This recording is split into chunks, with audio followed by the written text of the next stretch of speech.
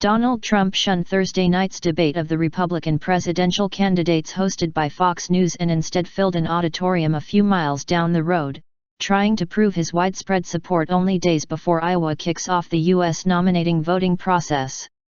Trump, with just 1 day's notice on a weeknight, was able to fill to capacity a hall at Drake University that holds 700. "I didn't want to be here, to be honest. I wanted to be about 5 minutes away at the debate," Trump told the crowd. "When you're treated badly, you have to stick up for your rights, whether we like it or not." The back and forth between Trump and Fox News continued even after the debate had begun. Trump said he skipped the debate because he would not be treated fairly by Fox News anchor and debate moderator Megyn Kelly. He told the crowd that Fox News made repeated calls to try to persuade him to change his mind. He said officials, presumably the network's chairman, Roger Ailes, called him until moments before the debate began.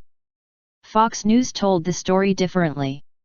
The network acknowledged that Ailes had 3 conversations with Trump but said in a statement that Trump had offered to participate in the debate only if Fox News donated $5 million to his charity. Fox News declined to make the payment, calling it a quid pro quo in its statement. Trump has made such a demand previously, telling CNN when it hosted a Republican debate that it should donate $5 million to charity from the profits gained from advertising. CNN turned down that demand. Trump was able to garner a tremendous amount of attention on Thursday without having to share much of the spotlight. Cable news networks CNN and MSNBC provided extensive coverage of his event. In deciding to hold a competing event, Trump said the gathering would be to benefit veterans and he welcomed his rivals to attend. Former Arkansas Governor Mike Huckabee and former U.S. Senator Rick Santorum of Pennsylvania joined Trump after participating in the undercard debate held for the Republican candidates at the bottom of the polls. Both men spoke briefly about the need to help the nation's veterans. Trump told the crowd that in 1 day he raised more than $5 million for a veterans group, although his campaign did not say which group was getting the funds. At the conclusion of the event, Trump announced that the total raised for veterans had risen to $6 million. Trump said he personally donated $1 million. The committed and the curious. Trump's decision to skip the debate was sharply criticized by his opponents. There are risks in holding his own event for Trump, who several recent polls have shown barely leading Cruz. If Trump wins the Iowa caucuses, the move will be lauded as proof that he has built a movement capable of circumventing establishment media. If he places second, the skipped debate will be blamed as a fatal tactical error that allowed opponents to paint him as weak in the fact of tough questions. Trump acknowledged that he did not know whether the event would ultimately hurt or help his campaign. "Who the hell knows, but it's for our vets," he said.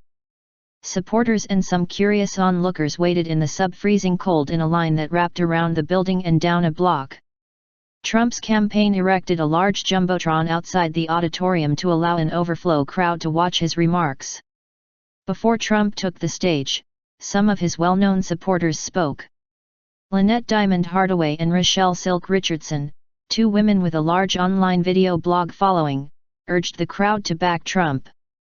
Randy Bowling, a Trump supporter from Ottumwa, Iowa, said some of his friends who are undecided in the Republican contest said Trump's decision to not participate in the debate raised doubts about supporting him. "We have mixed emotions," Bowling said. "We caught a lot of flack from our friends who are on the fence."